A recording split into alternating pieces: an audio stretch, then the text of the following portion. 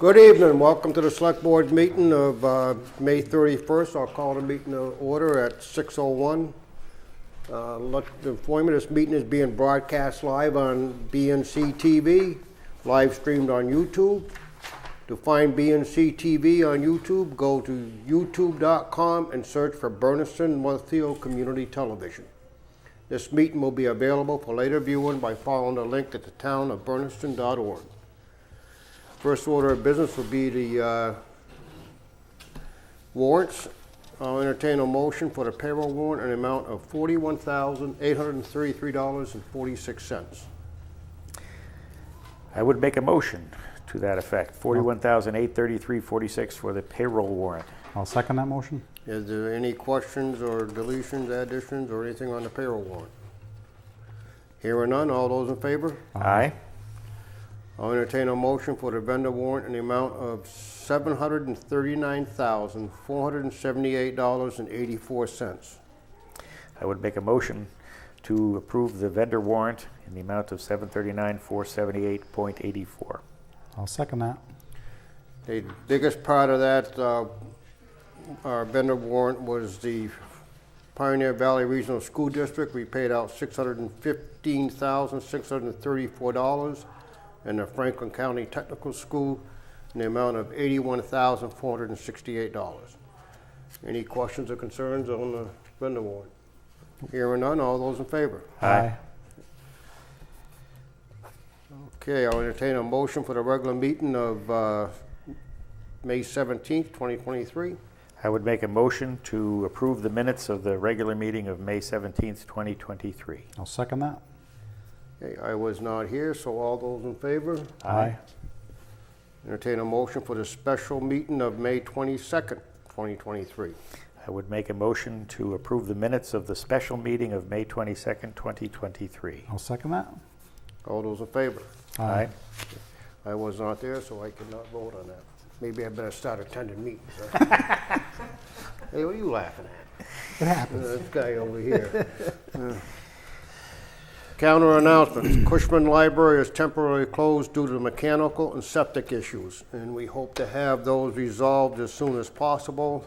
We know we have our crew working on it, and hopefully we'll have some update for you soon. Conservation Commission will be meeting Tuesday, June 6th at the Town Hall at 6 p.m. The annual town meeting will be Wednesday, June 7th at 7 p.m. at the Events Barn at Kringle Candle. I hope everyone can attend. We have a well-rounded warrant that's been sent out. The question I have on that, have we printed this and sent it to the store? They'll be out tomorrow. Okay, is it going to go over to the transfer station? Transfer station. Bob Raymond will be on duty tomorrow. Okay, are you going to give him some tomorrow so he can pass those out? Yes, sir, Mr. Chairman. Okay, so hopefully we'll get those out to everybody so they'll have plenty of time to review it prior to the annual town meeting. Okay, that's all I have on that. This evening we have a distinguished guest with us tonight. We have Senator Joe Comerford to visit us, so I'll turn the floor over to you and Thank you so much. Where is it best for me to sit? Is it here okay? Or slide a chair come right up? Yeah, and you can we'll give you all the town business and you can run that for us. And that's a heavy lift, given all that you juggle. oh, yours is heavier, I'm sure. Otis is just asking if you can sit in Yeah. one of those so we can pick you up a little better on the voice. I have District Director Elena Cohen. Yes. She can come up too. With you. This is the famous Elena. Welcome. Yes, welcome. You're so kind to make time. Truly.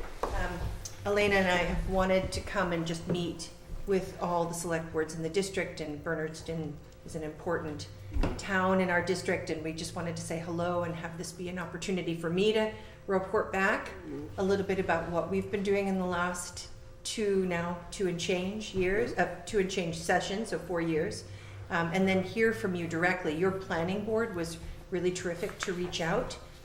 So we started a correspondence there, which we can continue. And I just want to say I'm very grateful for Lou. You're a great partner on behalf of Bernardston for Elena and I. Thank you. Okay. Last time we saw you, we were at the pop-up pantry at the senior center, serving food. I mean, was passing very- out the bags and stuff. Yep, it was very moving. Yeah. I'm very grateful to go Oh, and see the good work. This is an incredible community. okay, we'll hear what you've got to Okay. give us an update. So I have a few issues that I think I hear that you would Yeah. like to hear me report on, which I'm happy to, and then really I want to hear from you Okay. directly. So first, it remains an honor for Elena and I to serve on behalf of Bernardston. I was elected in 18, as you know, and so I've been in office from 19 until now, so this is again my third term. The district changed with redistricting with the census, so it got a little bit bigger, so it's one extra town in the Hampshire, Franklin, Worcester district, and that's because we had a choice to make as senators.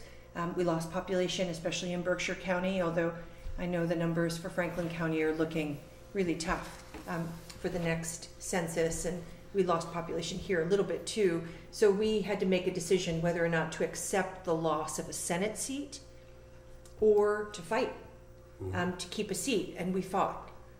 So instead of me going from basically Northampton to Greenfield and then into the northern Berkshires, we went over the Quabbin.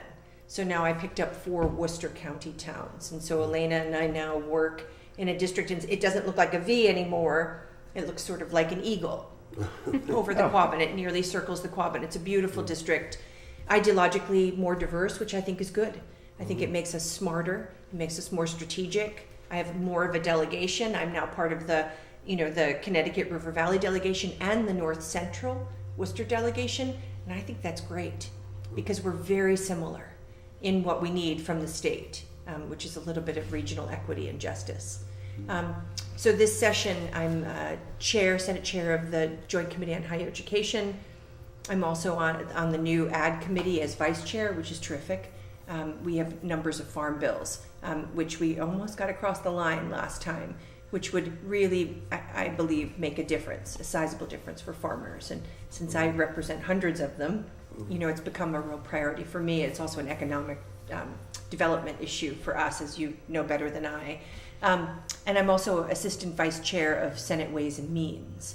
And that puts me in leadership now. And you should expect me to continue to try to rise up in the Senate. It gets me more access. It lets me tell our story to folks who'll hear it, in ways that are, I hope, increasingly effective. We just came off a week of budgeting.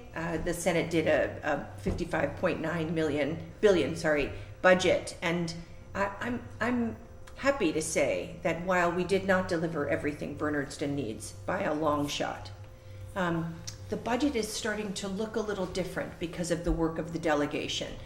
For example, in our Chapter 70 money, now has half of it being apportioned by road miles rather than population.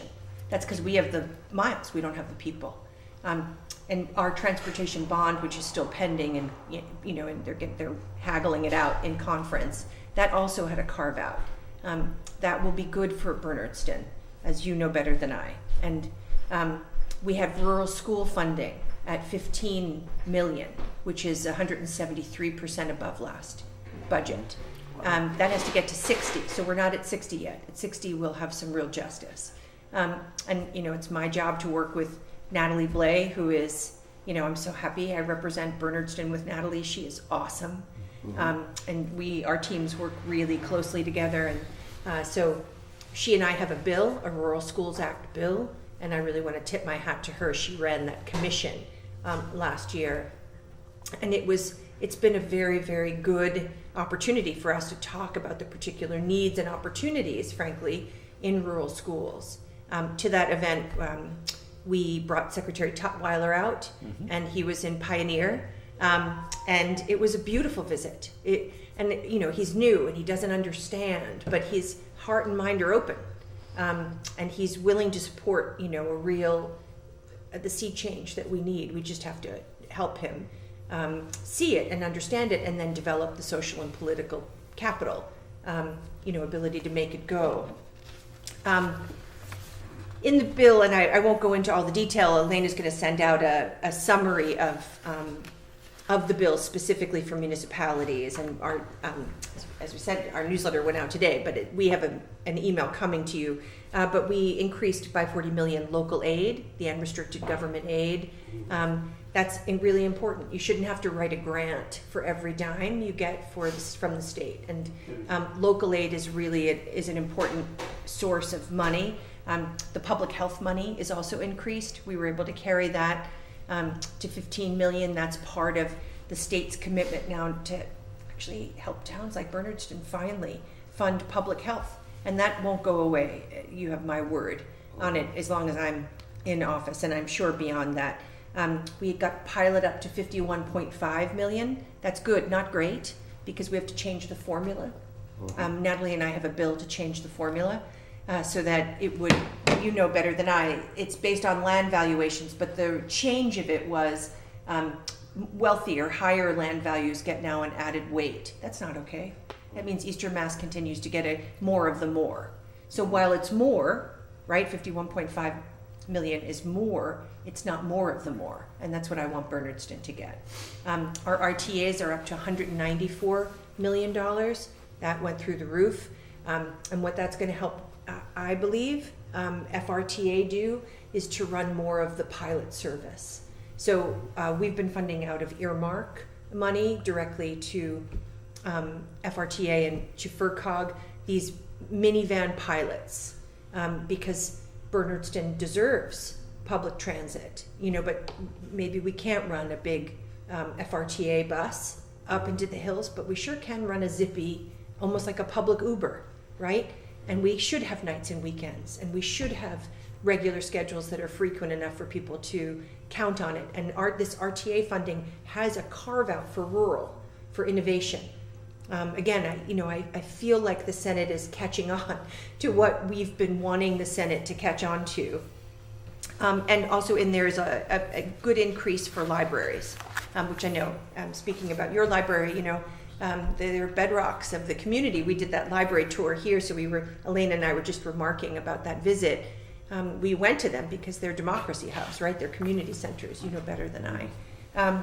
In terms of legislation, rural-focused legislation, we call it the Bernardston Bill. It's a municipal building fund.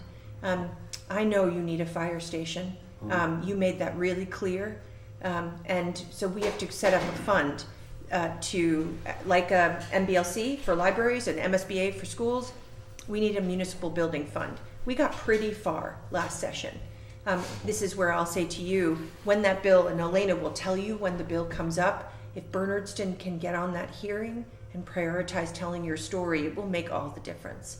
Because I think Boston, I don't think there's ill will there, but I don't think they understand what you carry, the weight you carry, trying to manage a town with so few people and yet many, many expenses. And you've made me smarter and Elena smarter since we took office.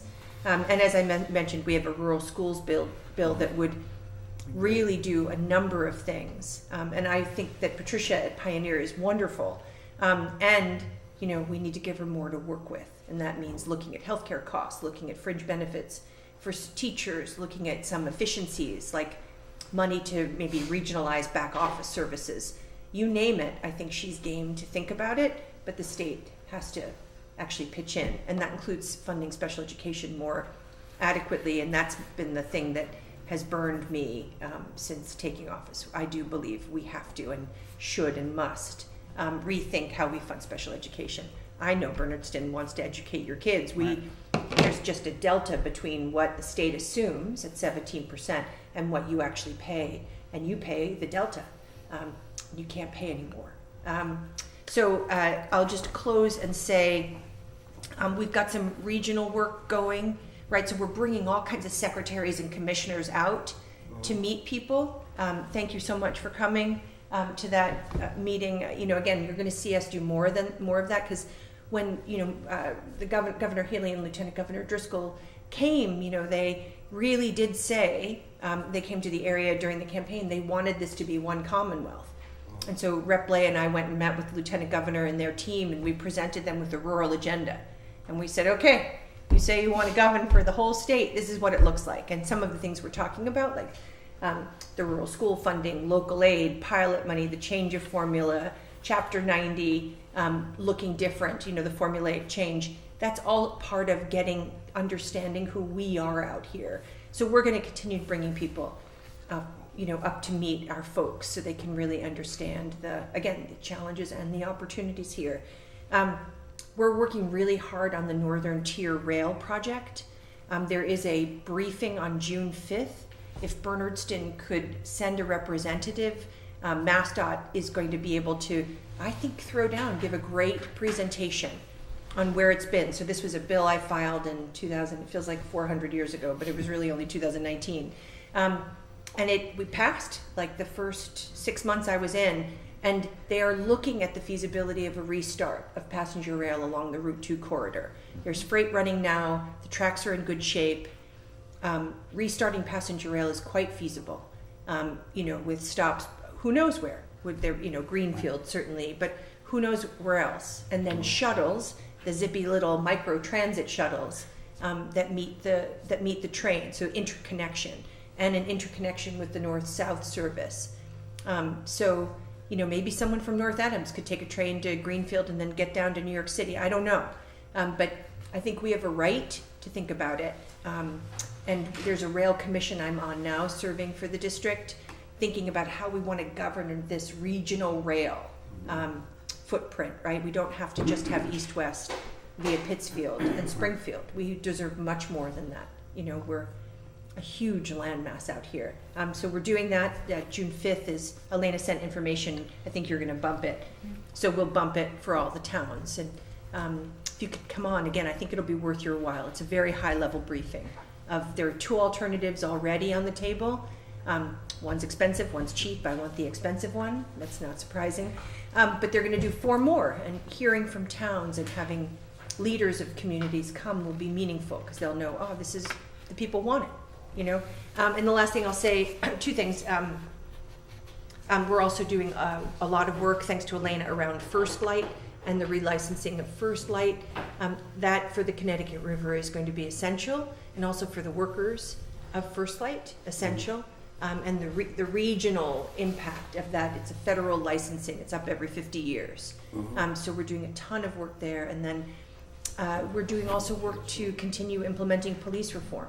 Secretary Reedy was just out, and all the chiefs from the region went down to meet him at the MPTC training program. We were there with the delegation. And there's money that Natalie and I have gotten to for all the bridge trainings that have been needed, but there's more that the state can and should do to help implement police reform. And our chiefs have been good about telling us that. And so one of the things that's happening, again, and I'll stop, I want to hear from you guys. One of the things our chiefs have been talking about is how hard it is to hire and then wait for 6 months while someone goes through the academy. So we're talking to the Greenfield Community College police chief and the president and EOPS about starting an academy here at GCC so that the state can help train classes of officers and not have it be fully on the towns to do the waiting. So we're doing things like that, and if Bernardston wants to engage in that in any way, I would love it. And the last thing about partnership, I do know it's hard to find state matches for grants, and it's hard to write grants. So when I got the planning committee's email, I reached out to Linda Dunleavy, who's a great partner, and Natalie, and I said, we can do better. We have to do better. So Linda does have some money to write grants out of FERCOG. I'm sure you've already been in touch with Linda. She would love to be in touch with you. But then more to the point about the state matches, I would love, Elena and I would love to hear from Bernardston, hey, we want to go for this, I'm making this up, $250,000 grant, but that means we're going to have to come up with a quarter of that. We need an earmark. Now, unfortunately, the state works on a long timeline, right? But this is smaller money than your fire station money, which we did not deliver on, which was before my time. But this is stuff that we can do. So if you're looking, 5 years out at a plan, and you're looking at a particular, series of grants that require a local match, and you say to Elena and I, you know, we want to work with FERCog to write this grant, and we're gonna go for this much money. Hey, in the 25 or 26 budget, can you put a placeholder in for us? That's stuff we can and should do. Again, it's not the $3 million in the bond. It's much smaller money, but if that would be the difference between Bernardston applying for something and not applying, we want you to apply. Again, our timeline, because the budget comes only once a year, is much longer, but if we're happy to have a conversation with you about whatever it is, if it's a one-stop program or if it's an MVP program.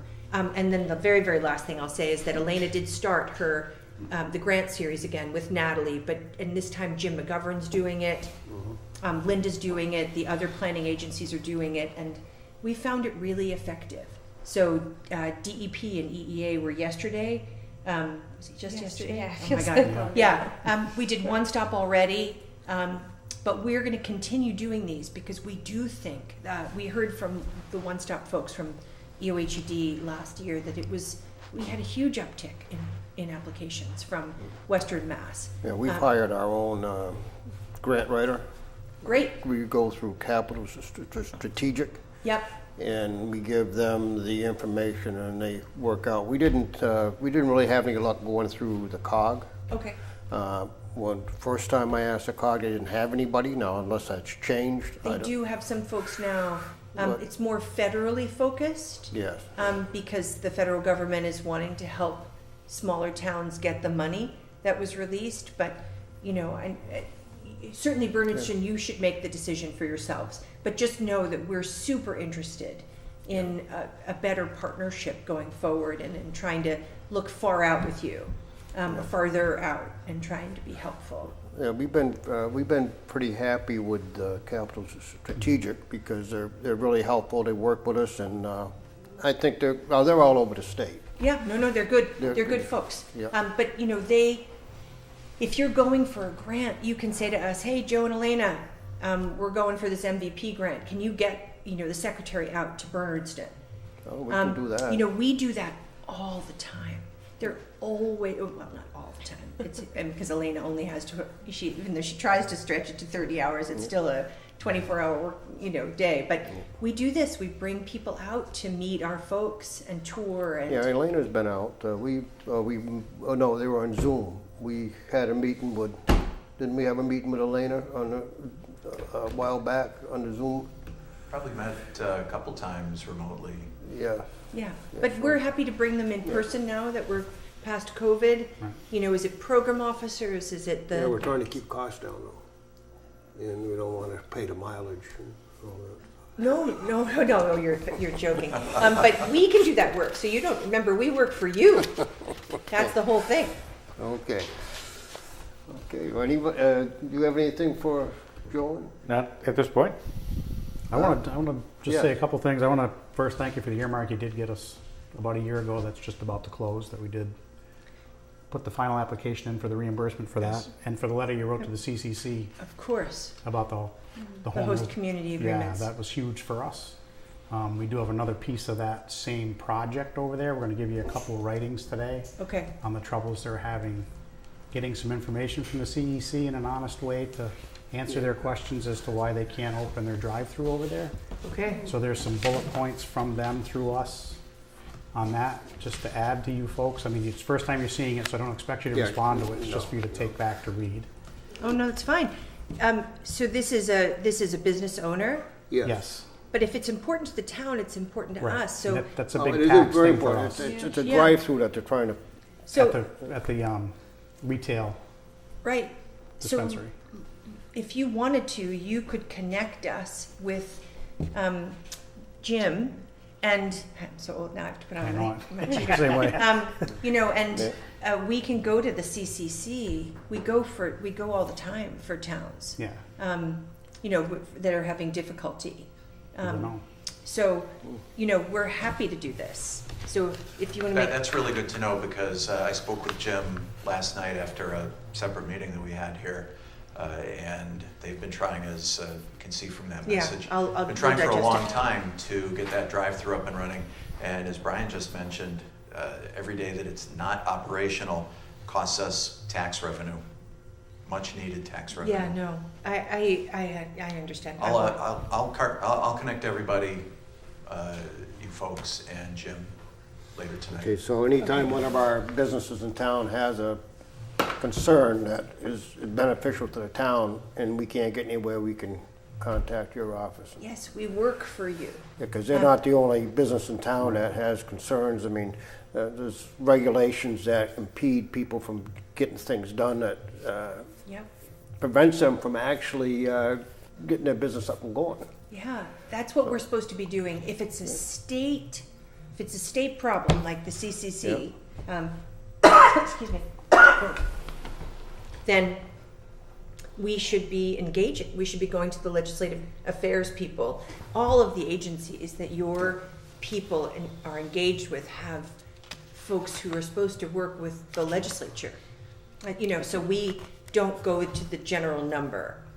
Right. I'm not saying we're always going to be successful. Right. We are not, but we certainly can bring a constituent case, right? So these are our constituents. Your businesses are our constituents. So we're happy to do that. And again, if the town says to us, "Hey Joe, hey Elena, like this is like important for us," that's we would do it for the constituent anyway because we work for them.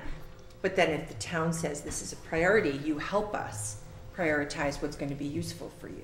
Yeah, that is a big one for us because it is tens of thousands of dollars to this community potentially.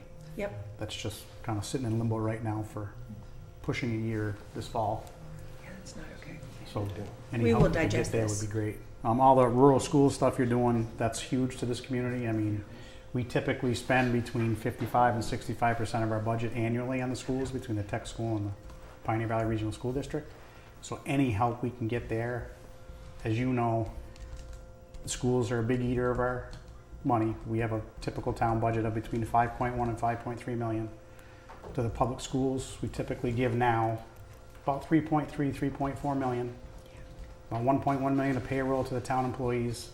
So you do the math, there's not much left to buy the diesel fuel, buy a new truck to plow the roads, Equipment, yeah. buy books for the library, grant matches. All of that comes into play with very little dollars left. Right. So schools is a huge one. I mean, I'm still a big proponent. It's the state's responsibility to educate the kids because that's what's been in the legislation forever. State's got to step up. They're finally starting to, like with the regional school districts and the transportation piece of it. Right, and I forgot, 90%. It's Yeah, not that's- 100. But that's way better than we've seen in a I know. long time. That's another, I think we're getting some traction Right. there. And it just needs to get there and stay there. I mean, it's been up and down for so many years. And we're not the biggest regional school district by far. Mohawk's got huge road miles. Yes, they do. I don't know how they do it with the limited resources they all have. I know what we face. And that just leaves more for the rest of the community, for that fire station, for any other infrastructure things we need to do to support the food pantry at the senior center. It all ties back to everything else in the community. Right. So the work you're doing there, much appreciated. Hope you guys can get it pushed up to that 60 million for the rural schools. We're going to fight Because we like are hell. one of those schools that's on the $60 a head now if this all gets through the legislation. It'll get through. It's The Senate's number will hold. I mean, I don't have a crystal ball, but right. I can't imagine they wouldn't take the $60 per kid minimum aid. I Right. can't imagine. Right. I mean, Plus that's the huge rural for our aid. district when that's all we're getting because we're in the hold harmless piece of the Yeah. school district model. The other thing I should say is that we've asked the secretary to do a Chapter 70 working group because our schools out here, most of them are hold harmless. Right. Most of them are Right. minimum aid. And they either do or don't qualify for rural aid, like Northampton and Amherst don't qualify for rural Right. aid, so all they have is minimum aid. And that's, bananas, right? Yeah. And- Right. But then, of course, rural districts is another type of untenable. Right. So appreciate you doing all that stuff. Just wanted to get those couple things in there. The earmark, that was a big thank you. Police reform, keep pushing for that because that's a big killer of a community like ours. Part-time policing is a thing of the past in rural communities. It's going to be full-time or nothing. And we have the same problem every other rural community does. We pay all this money to get them trained, and 6 months later they go to the big business or the big city for the $10 an hour more they can get that we can't support. Right. Which is can't why do you it. can't pay that much for training. Right. And you can't wait that long. So all that does play a huge part in small communities like ours. We Yeah. see it all the time. That's why we've taken the step to join with Leiden in policing in particular, Right. which I think the state should put more monies into, as they did for that. There was a grant for that to help us study that and come up with what we needed to know. Yeah. That's going to need to cross over to fire service as well. That's a big problem in some local communities here as well that we're tied into mutual aid wise. We're doing more runs to a town like Leiden than Leiden does to their own, and we're paying that bill right now. Mm-hmm. It's, Okay. but you can't just let somebody's house burn down or somebody needs emergency services to say, hey, you didn't pay your bill, sorry. You gotta do it. But we're gonna need more funding from the state to regionalize more things. Police is a start. There's several communities in Western Mass now that have joined. Right. I mean, Wendell and Wendell and Leverett. Leverett are together, Buckland and, Yep. is it Shelburne or Charlemont? Charlemont. Starting to go together. Yeah. It's gonna become more, any funding the state could put out there to help those things happen would be huge to communities like ours. That's helpful. Very helpful. I don't know if the planning board has anything else they want to ask while No, they're here. I kind of go sometimes the other way. I look at things, can we afford things? And when I look at everything that the state is trying to do and all the funding that the state is coming out with, I know that funding means increase in fees or increase in taxes, because that money's not free. So as well as doing all this, we also got to be cognizant of the cost. And we face that big in small towns like Bernardston when we start putting our budget together. When we start having to look at our pay scales, we get told time and time again, if we want to keep our people, we've got to pay more. But it comes a point where you can't afford that Cadillac, you got to go down to a Chevrolet. And I don't like using that terminology that well, because I'm not saying that our employees are good, but how do you continue, and how are we going to continue paying these wages that we're paying when you got a small town of 2,100 people, and it's an aging community where you got, and you talk about the schools. You talk about the schools. We hear so much about the schools and so much about the funding for schools.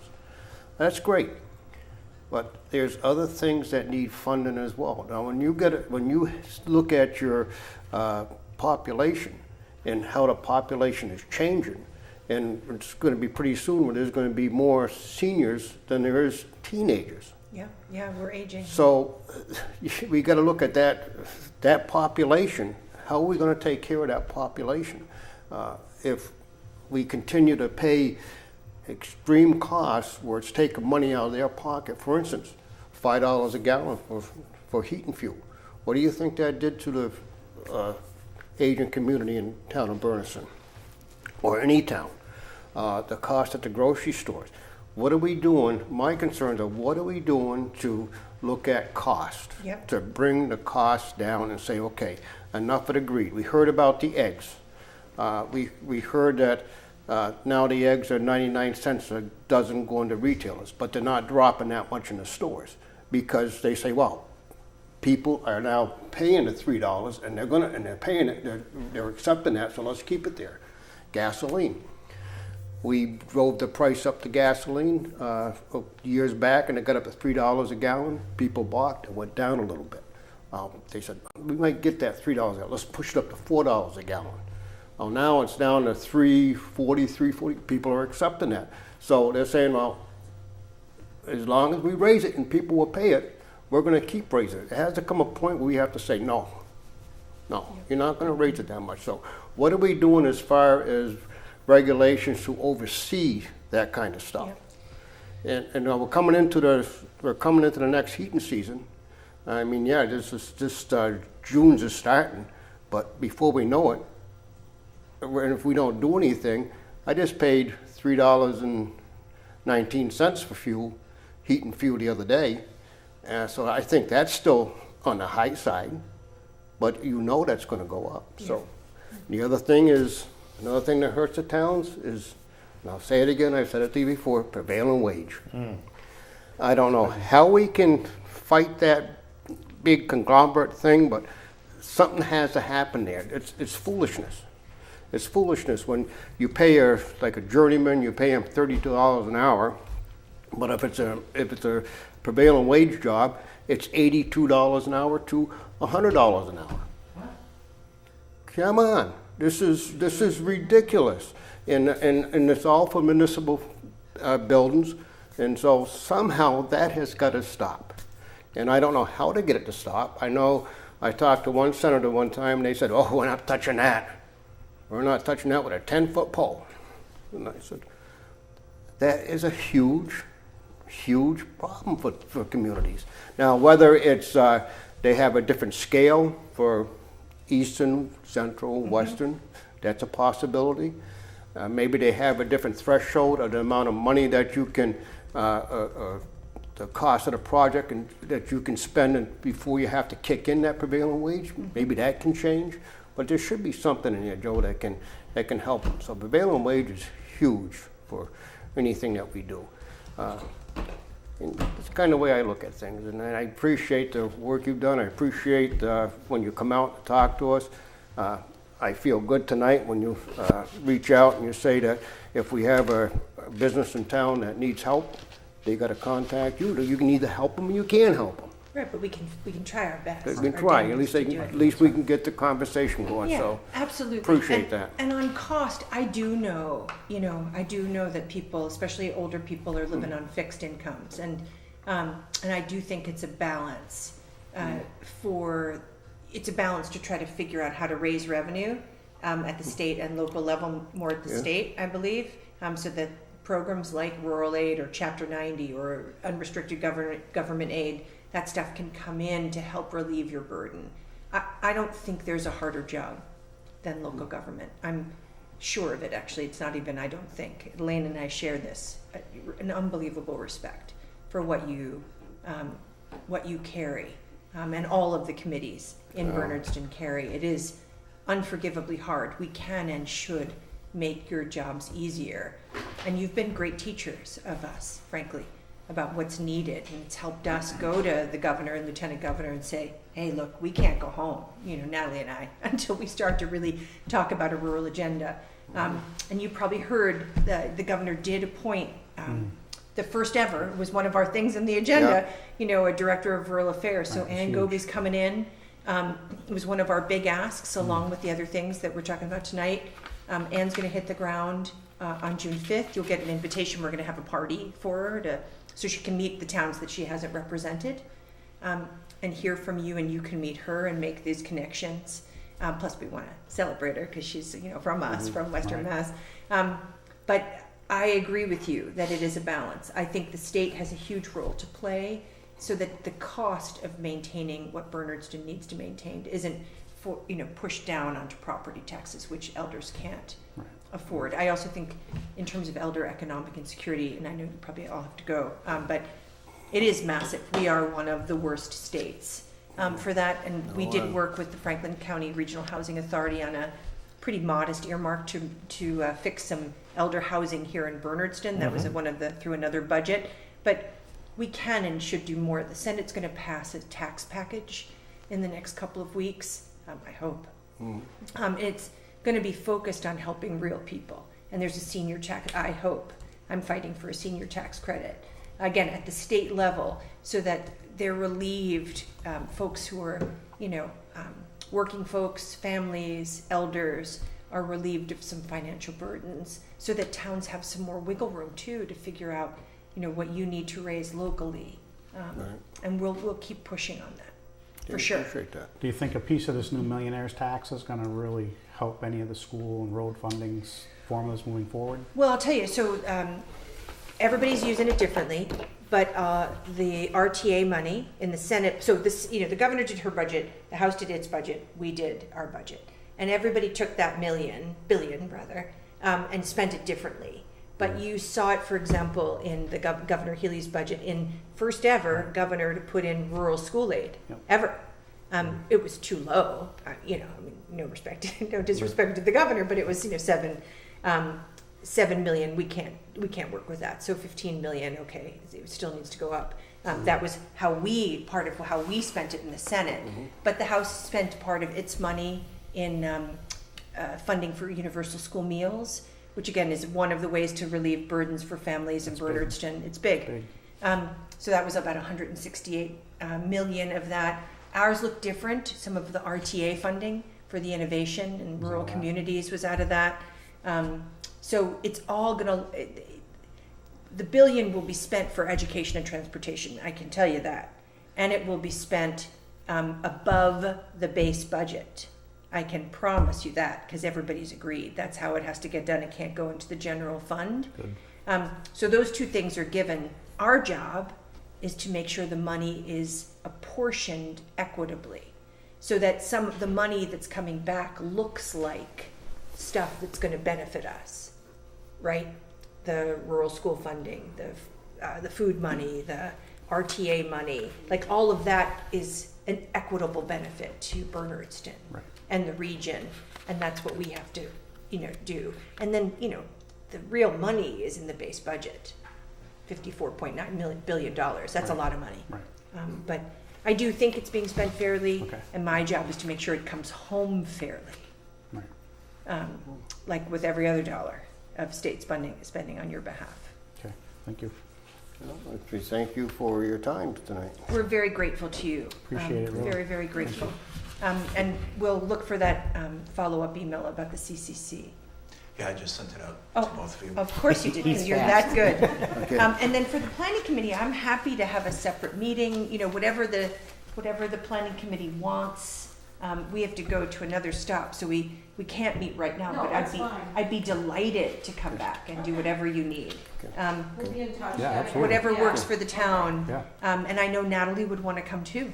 Okay. And we'd want to look far out with you. Great. Okay. Good. Thank you. Thank you. Thank you so much. Really appreciate your work. Thank you. Thank you. Okay, Good luck with the garden. moving on.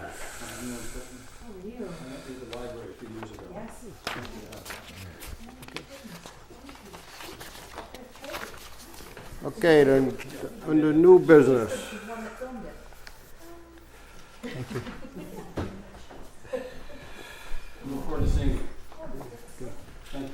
We recently put out a RFP for trying to find a building for a fire station, and we received a response from Chris Raymond at Raymond's Repair on Northfield Road. Chris has offered to sell his property to the town, and we are hopeful that this can become our new fire station. We are in the process right now of having our attorney write up a purchase and sale agreement, and then we can bring it to the town with the monies involved.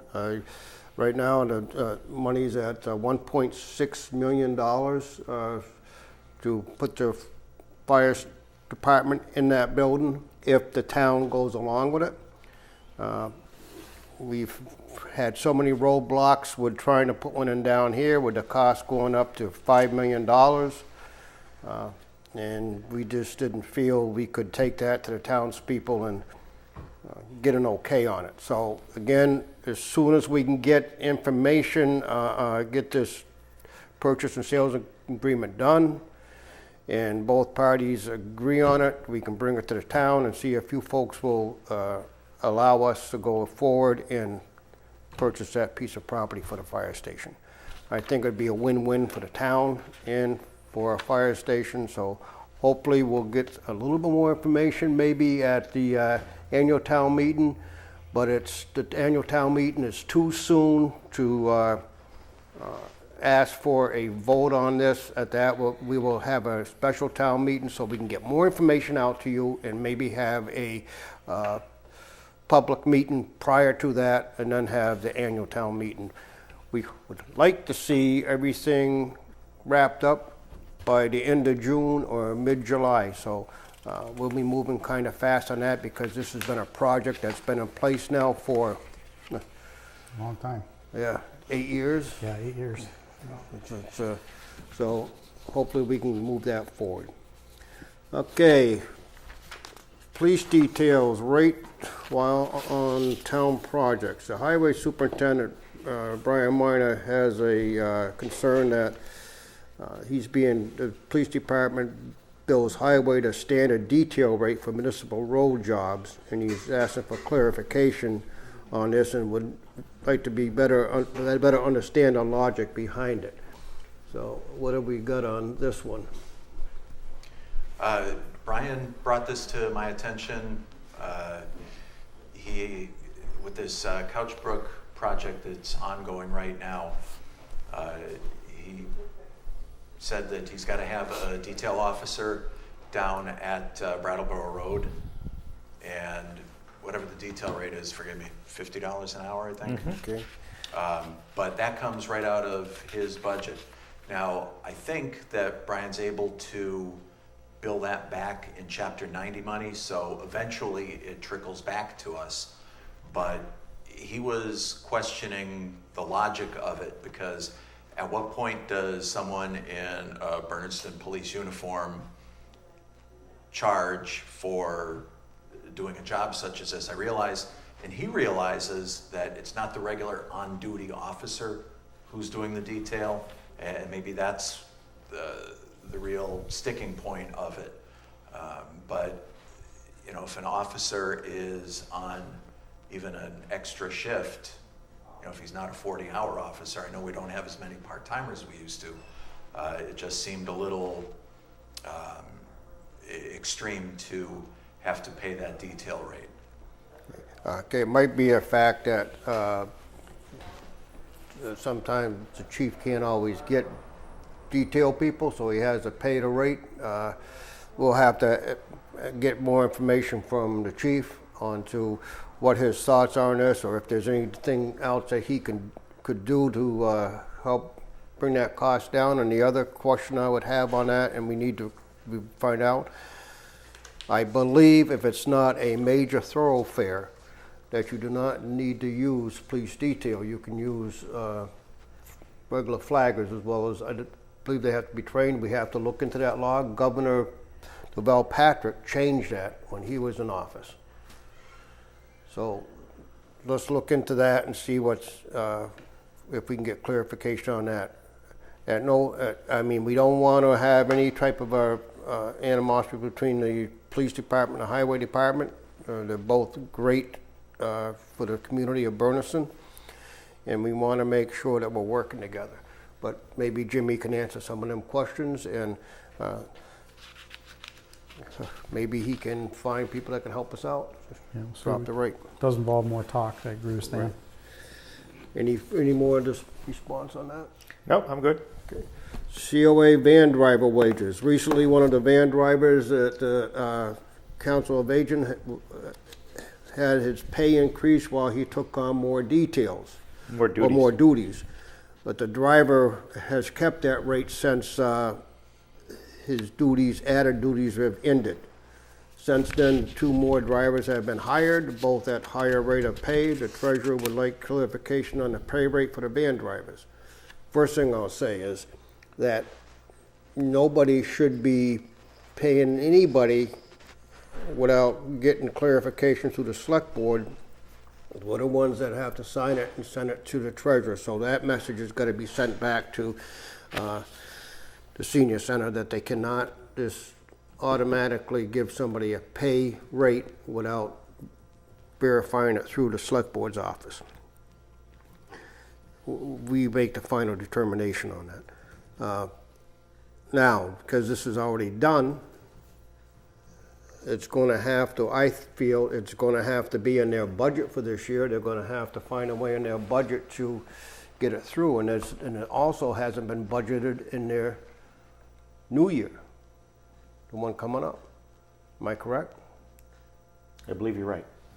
So if that's the case, we need to get some information on what that's going to be. Like, I don't think it's a lot of money, I don't know what we're talking about here because it's, there's no information for us. Just to quantify this, clarified, the driver involved here works on a normal schedule when he wasn't filling in for the primary driver, works about 10 hours a month.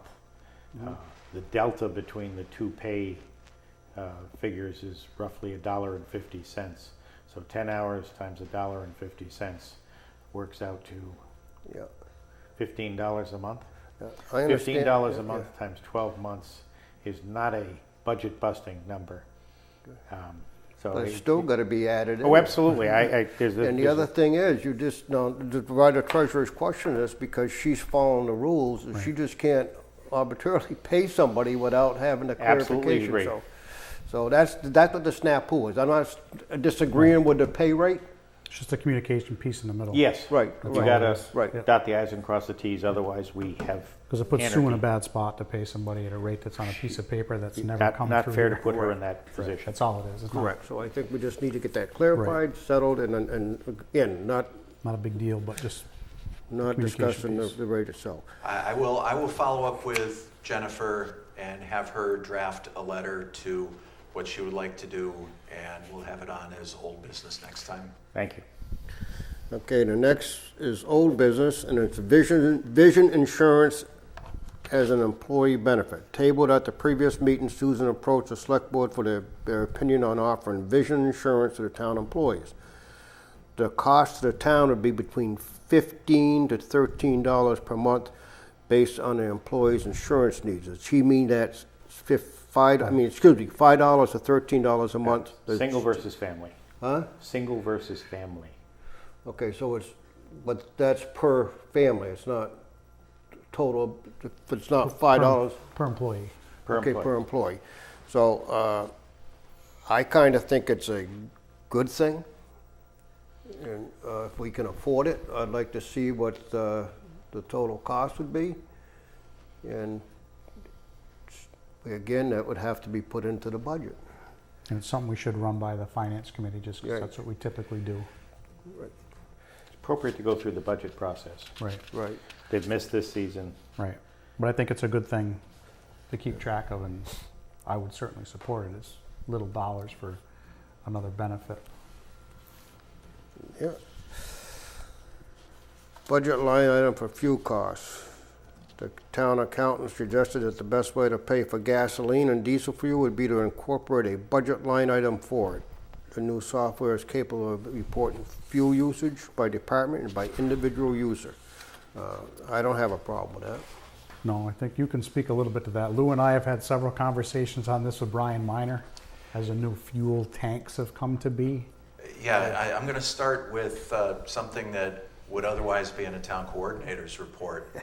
The first fill-up of the regular gasoline cube over at the highway garage, the cost per gallon was $2.66, while the sign next door said $3.49. So based on that first fill-up, we've gone above and beyond the perceived 50 cents a gallon that we did. Now, when it comes to budgeting this expenditure, it's been kind of in the air how the fuel is actually going to be paid for, regardless of whom we buy it from. Obviously, you're going to have 3 departments using that fuel. So what they're trying to get a hold of is to get a budget line for it. Now, I'd spoken with Jane about it, and Jane suggested just having a line there in the budget that's unfunded. So if it ran at a deficit. I'm gonna stop you right there. It sounds to me like we don't have a good handle on, or a good way to even discuss this right at this point. I think we need to have the accountant, the department heads that are affected with this, and sit down and discuss this. So the accountant being there, the accountant's the one that can guide us in the right direction, and a finance member. I think that's how the only way we're going to settle this one. We don't have enough information right here to talk about, I don't think. I think if we're going to do it, we want to do it fairly quick with the new fiscal year coming to start.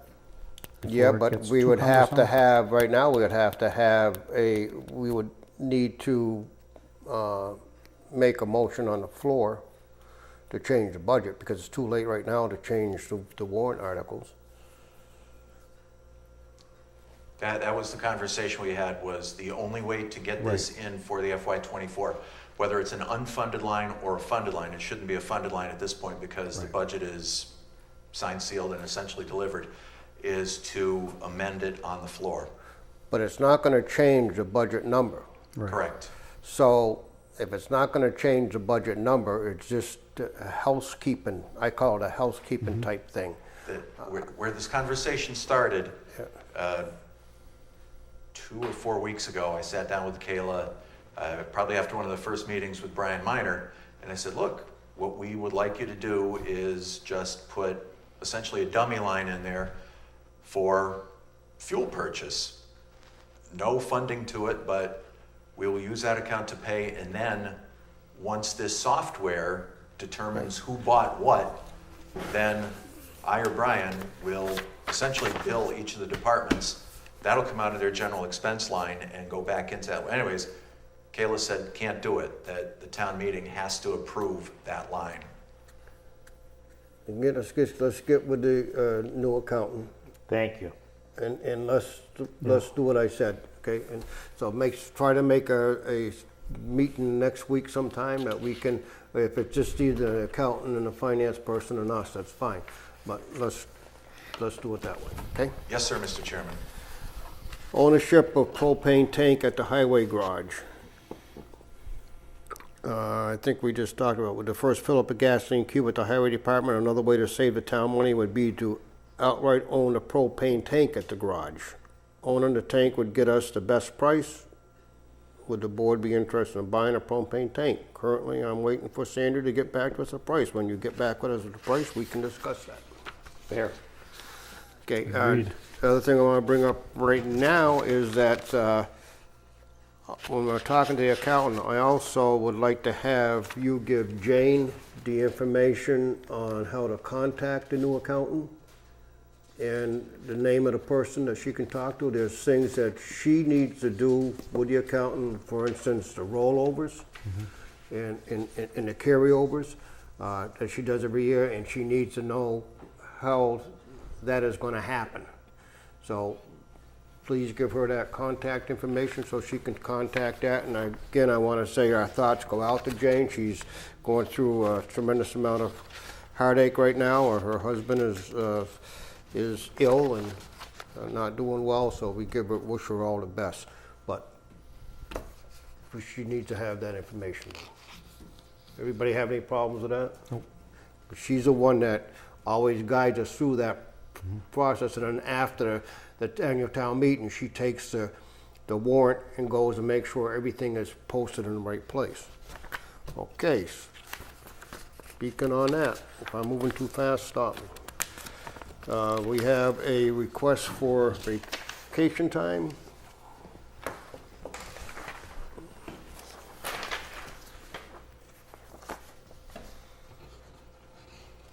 That's good. I'll make a motion to approve the vacation time as requested. All those in favor? Second. Give that back to- All those in favor? Aye. Aye. Okay, on the annual town warrant, there's a few things. I know you guys went through the whole thing last week and read through it all. I actually sat down on my veranda down there and listened to you guys do it. It was quite nice. But I'd like to... It was what? He held that quite one under nice. his breath, didn't he? It was what? Never Quite mind. nice, he said. Okay. Okay. Maybe a little fast. So I'd like to slow it down just a little bit. We're not going to go through, I don't want to go through reading everything, but there's a few things I would like to bring up, and if you don't mind, and if you do mind, speak up and we won't do it. As said in the beginning of our process, is that we would let everybody know that brought a budget to us, and if we change that, we would notify them of that. So I would like us to, tonight, say like to the town clerk's department, we need to send a note to Chris and let her know that we did not put in the software for the dog license, and that's why her, She does know that one. Jane did tell her that one. Yeah, she met with Jane and I last week. okay, Just So she that's is aware only of that that. one, though. That's the only one I know about. okay. I know 'cause- there's others. Yeah, and that's why I was trying to go through this and seeing that. In the Cushman Library, there was a change from their budget request of $90,000, and we're recommending 82. Jane went through this with me before I went on vacation, but I was in a high-speed wobble, and I didn't get all the details that I should have got. She explained it very well, and I believe she also explained it to Brandon Grover. But we need to make sure, so if you could send a memo to Brandon, ask him if he had a meeting with Jane, which I know he did, and if he's all set with that, I'd appreciate that one. The accountant, no, wait a minute, yes, the accountant program. People have heard us talking about the accountant program and the new accountant. We have changed accountants. We have gone, we were recently with the FERCog, and that was costing us $33,552 a year. We have changed that, and we have gone with a new accountant service that will cost us $48,000 a year. And the reason being is that we feel we're going to get better service, perhaps a few more hours than what we have now. Ken, please correct me if I'm wrong. And I think we're going to have a better working relationship and be able to get the things that our department heads want for more detail for their budget process. And with the name of the accounting program again, I want to call Markham. it Markham is the accounting company. Vadar is the software that we Right. are purchasing. It was the old Melanson firm, but it's now Markham.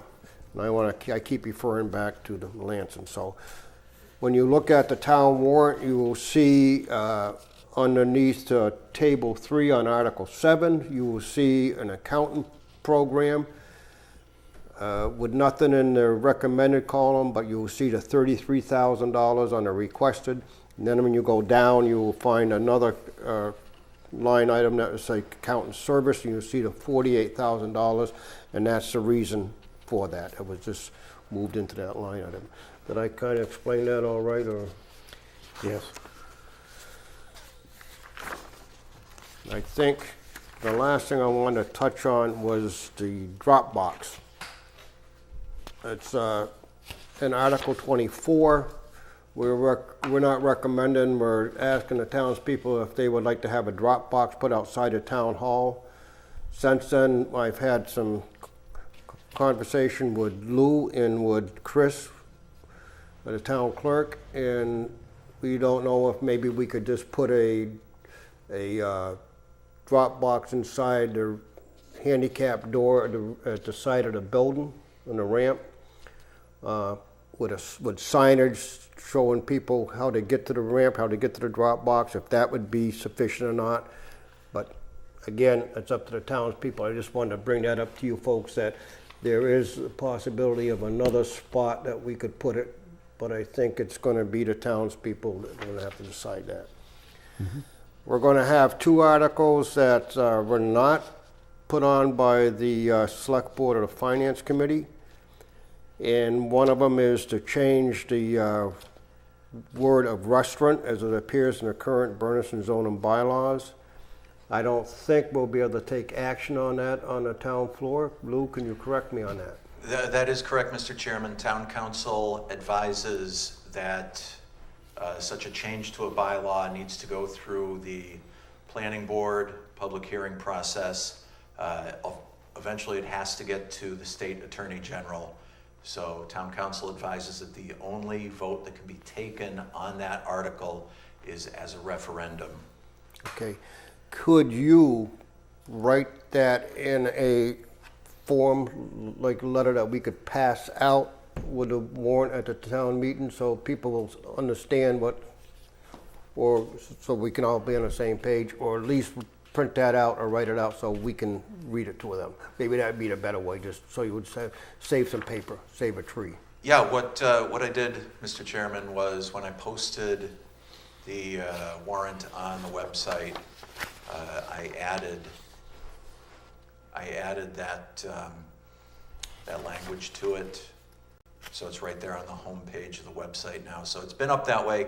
It was also on Facebook that way, and it's written. And I can certainly print this out. I can print this out so that we all have it, or just you have it. I think Donna will be there too. To be able to Don will be share. there. Anyway, it says on the homepage of the website, advice from town council. Article 25 did not go through the proper zoning amendment process, so it is not legal to vote on it. The Attorney General will not accept without the process being followed, in parentheses, planning board hearing, etc. Okay. It can be treated as a referendum article requesting that the planning board proceed with amending the zoning bylaws to change the definition of restaurant. But that's the what'll have to happen at the town meeting. One subtle change to that would be non-binding referendum as opposed to referendum. Because without the hearing, without that whole exercise, without the approval of the Attorney General. Mr. Vice Chairman, that question would best be given to town council Thank you. at the town meeting. Okay, let's do that. Could you send that to Alex Ferrari that wrote this article 25? Yes, sir, He's Mr. aware of Chairman. it? Okay. Okay, and then the other article that's going to show up that was not written by the Select Board or the Finance Committee is an Article 26 to see if the town will adopt a bylaw to eliminate the sale of single-use plastic products and to limit the type of products that may be furnished to the town of Bernardston. I'm not opposed or for this article myself. I think it might be a little bit too quick. I think there's information that has to be absorbed here, and I think talking to some of you folks have talked to some of the businesses in town, and they were not aware of this coming into town, so we'll have to see what the pleasure of the town is at the meeting, but hopefully they will vote to what I want to say, table this so we can have town more public meetings on it and then bring it back to the townspeople at another time. But again, that's going to be up to the townspeople. But I don't think we've had enough time to absorb everything that's in that. And that's my take on the warrant. Is anything else? No, I think that's good.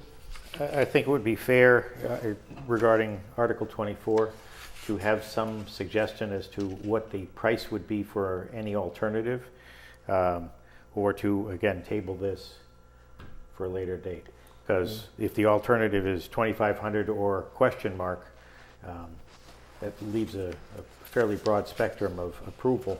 And if you're asking the town to approve an alternative, I wowould expect as a townsperson that you provide me with some number as to what that's going to cost. That's why I brought it up tonight. Yeah. Because either that or we make it a thing like up to, not, well, it says not to exceed 2,500, so it doesn't mean it doesn't mean that we have to spend the $2,500. I just want to make it clear to people that there might be another option, but does the town people feel that coming all the way up the ramp to the Baird side door is a good option? Further clarification would be, is it necessary at all, given that there are practically zero cost alternatives to this $2,500 expense? Yeah, we'll debate that there. Okay, town coordinators report. Thank you, Mr. Chairman. We skipped over other business. Other business. I do have an item that came up from the senior center. They're in the process of replacing the stove in the senior center that is ancient and unsafe, and it's being delivered next week. A very wise person stepped up and said that you need to declare the old stove as surplus so it can be removed and recycled to the benefit of the town, some small amount of money for the amount of the metal that's in there. But before we take it and remove it from the service to the town. Doesn't the company that we were buying the stove from take it back? No, it goes to the transfer station and they will dispose of it in the metal recycling process. They don't want it so old to repair it. It's not usable. Yeah, it's but when we functionally- bought the one for the school, I had the company that brought it take the old one away. Okay, in this case, that wasn't in place as part of the contract. They're removing it, they're taking it out of the building for us, but they're leaving it on the front steps of the senior center, and our highway department is going to pick it up Okay. and dispose of it. Okay, I'll make a motion to declare the existing gas stove at the senior center as surplus property when the new one arrives to be installed and to be allowed to be disposed of at the transfer station scrap metal dumpster. Second that. okay, motion on the floor to declare the old stove at the senior center Surplus. surplus. All those in favor? Aye. I do have one thing too, Stan. Yeah, I got one thing, go right ahead. I was having a conversation with Brian Miner. We were in conversation with Jane. Lou's been involved with it a little bit. How we're going to take care of the snow and ice deficit, which is around $15,000 from the highway department through the winter. Jane obviously is a little sidetracked right now, so Brian Miner and I had another discussion today. His snow and ice deficit, as I said, is around $15,000. He's projecting on June 30th he'll have a balance of $29,000 at the transfer station in the budget. He's proposing that we allow him to spend $15,000 of that $29,000 to pay that deficit, which we have to zero out before June 30th, which will leave him a remaining balance of around $14,000 in the transfer station budget. Then he's in turn asking to take about $4,000 of that $14,000 remaining from the transfer station, and around $4,000 of his projected $7,000-ish remaining in his highway budget on June 30th, for a total of $8,000 to buy the sweeper attachment that we've talked about for a couple of years for the skid steer, which will eliminate some of the hours he has to pay for the hired street sweeper in the springtime. He's projecting that even if he purchases that sweeper, he's still going to have between an $8,000 and a $10,000 surplus that will turn to free cash between the two budgets at the end of the year. He just needs to know relatively quick if we're okay with him purchasing that sweeper, so he can get it here before June 30th to pay it on this year's budget. So long story short, he can cover the snow and ice deficit of the $15,000. He can purchase the sweeper for around $8,000, and projections are he'll still have between $8,000 and $10,000 to turn to free cash. Is this a new Combined. street sweeper? It's one that will go on the front of the skid steer. What is it? It'll be a new Used? one. It's a new piece. So he's looking for two things: the okay to work with Jane and Lou and the accountant to do the snow and ice deficit out of that, and to purchase, if we can give him the go-ahead today to purchase that. You putting that in form of a motion? I can certainly do that. I'll make a motion to have Brian Miner pay the snow and ice deficit from this past winter out of the transfer station remaining funds. That totals around $15,000. To use $4,000 of the remaining $14,000 at the transfer station. Am I totally confusing you, Lou? I have it kind of written down. I'll go back and watch the Okay. video. And to take $4,000 from the highway budget. So combined, he'll take $4,000 from the transfer remaining funds, $4,000 from the highway remaining funds, put them together to make $8,000, purchase a sweeper attachment for the current skid steer he owns, and allow him to order that sweeper to have it here by June 30th. Second. If you get all that. All those in favor? Aye. Okay. Make sure you get it after. We have received the estimate for the heat pump mini split install at the library for a total amount of what was on here, of $25,695. In parentheses, it says $11,345 after rebate. It says they will install 2 HP condensers and 4 indoor wall units. I personally feel this is something we should do.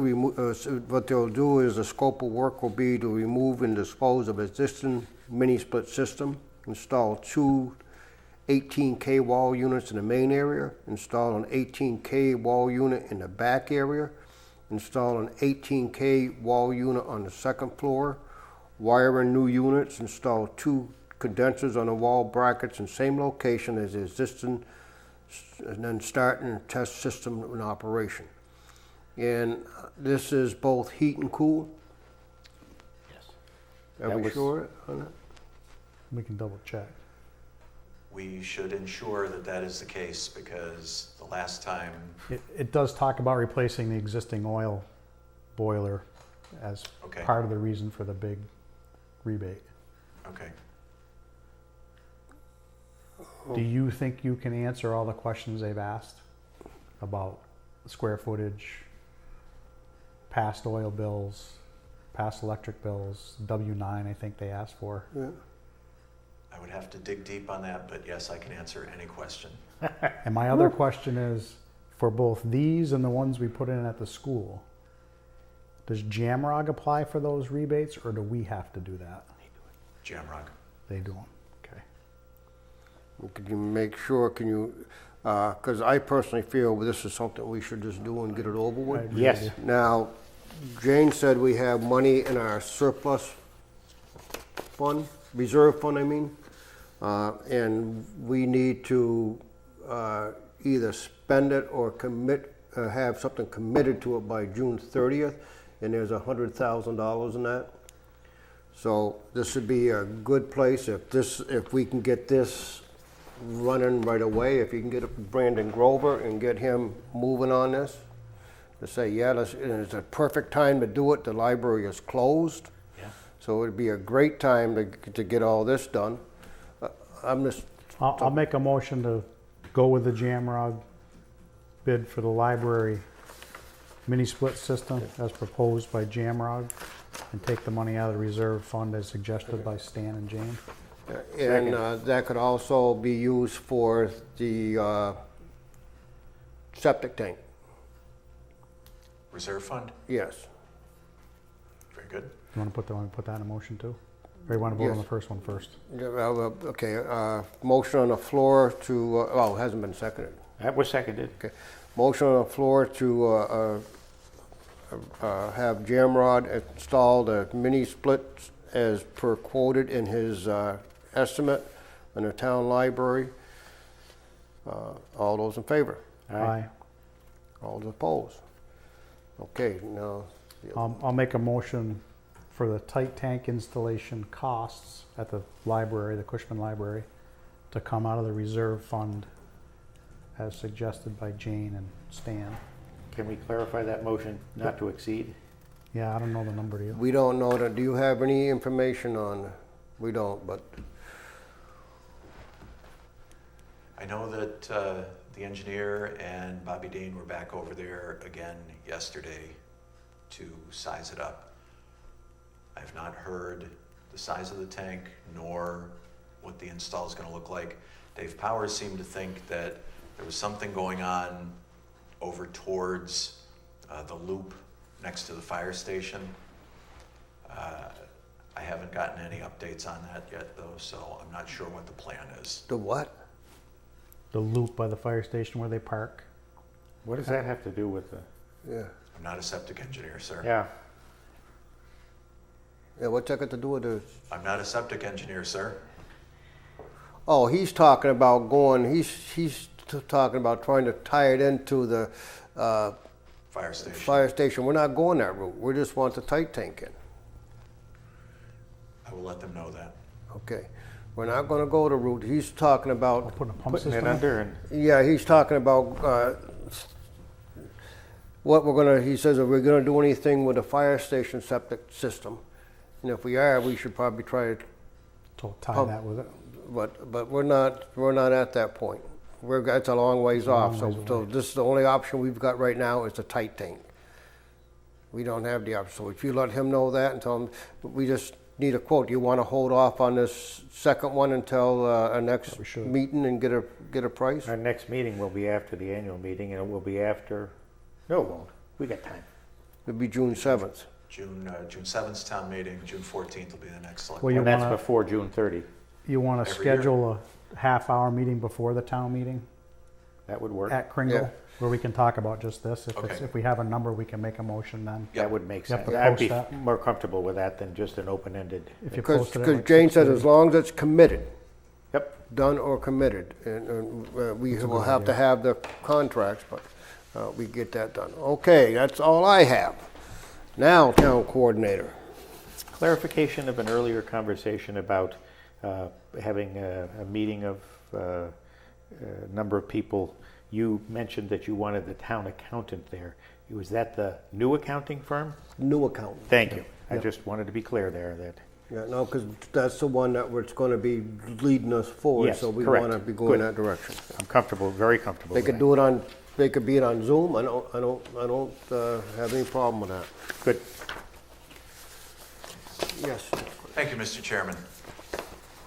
I'm going to update you on the Community One-Stop Grants, the BES Playground and Housing Technical Assistance. Blythe, I spoke with her today. She will have those submitted tomorrow. So we'll be in the hunt for that. Gretchen Licata got an estimate for just the structure over at BES, and good job, close to $80,000 just for the playground structure itself. So we're kind of in that ballpark where we figured it'd be about $150,000 for Say that again, the structures.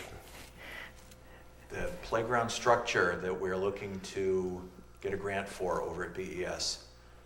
The grant deadline is Friday. Yeah, I Blythe know is- that, but did you have somebody look at it already and come up with a price on, We got one quote. So Gretchen did it. So Facilities director. if we do end up getting the grant, we'll have to go through a procurement for it. But this was a good stepping on point for the grant funding because the state wants to see specifics whenever possible. is that a matching grant? There'll be a 10% match on our part. Let's get a hold of Joe and come up with. 10% match on that. Also, I let Blythe know that because the highway department would be doing some labor over there. To what extent, we're not sure because we don't have a written plan at this point, but the highway department, labor, materials, or whatever. So that's also part of the conversation. That's moving forward. But I just want to let you know that those two grant applications are going to go in Because tomorrow. maybe we can even get some community members to help, like tearing it out and putting it back up. I mean, it's a great thing if we can get that money and Oh, get yeah. it. That's been there a long time, and I was interviewed by National Public Radio today Really? for broadcast tomorrow. I was asked about ARPA clawback. And you may remember this is something that Congressman McGovern mentioned, that the federal government might be reaching back and grabbing some ARPA money.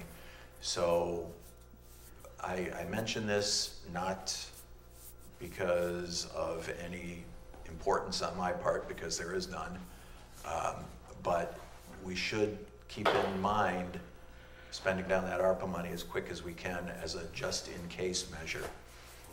The way the law says, we've got until the end of '24 to commit it and the end of '25 to spend it. Thus far, the select board has voted to fund a lot of things with it, but there haven't been a lot of invoices come through. So just a word to the wise is sufficient, I hope. why don't we have at the next select board's meeting a new sheet printed out, Working on it, sir. detailed what I would like to see, like the stuff that we've already paid for on top, and all the stuff that we've committed but we haven't paid for, yet on the bottom, and then what's left over, and then we can discuss how we're gonna move forward on that. And that should be the big item for the next select board meeting. Maybe we'll have the propane tank price by then too. Sounds good. Street sweeper? I had jotted down library, no specific update on septic. We just talked about that. This past weekend, Memorial Day weekend, gas engine show over at Pratt Field. Another tremendous crowd over there.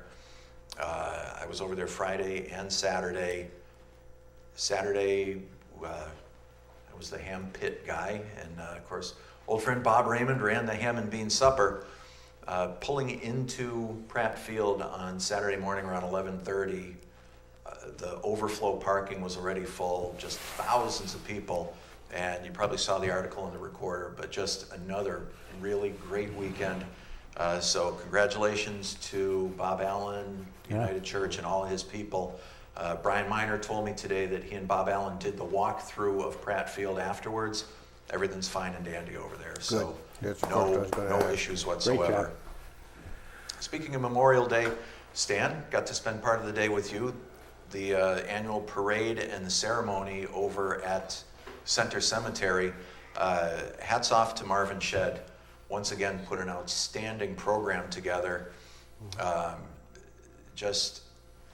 sent some pictures to friends in email that don't get a chance, they don't live in this area. And I said, this is Americana. This is really what it's all about. And I don't know, we probably, by the time we got over to the cemetery, at least a couple hundred people over there. Okay. Marvin told me it wasn't as many as usual, and I tend to agree with that. But still, the community spirit to get a couple hundred people to come out to be part of a ceremony like that just is a very special thing. So again, Marvin, great job, and all the performers and speakers, and it was great to see Jeff Knipe there. Just a great day. So thank you to Marvin and everybody else involved. And then last but not least, I think I already said this, that first gasoline fill over at the highway garage. You did. Our bill, $2.66 a gallon, when the sign next door said $3.49. So we'd been hoping that as this fuel tank played out, that we'd be saving about 50 cents a gallon. So that first fill up was over 80 cents a gallon. Our commercial partner there is Sandry for the gasoline? Our commercial partner is whatever the best price is. Gotcha. And for that particular fill up, I forget who it was. Okay, It was either Sandry or Roberts Energy, but Brian and I keep an eye on that. So as they say, we're in good shape for the shape that we're in. And that is all, Mr. Chairman. Thank you for your time. Well, thank you, and everybody's got their key, pass keys for the station, all that? Yes, Okay. sir. Very good. Anything else to come before the meeting tonight? Make a motion to be adjourned. Hearing none? Second. Motion. All those in favor? Aye. Thank you, folks. Have a good night. Good night.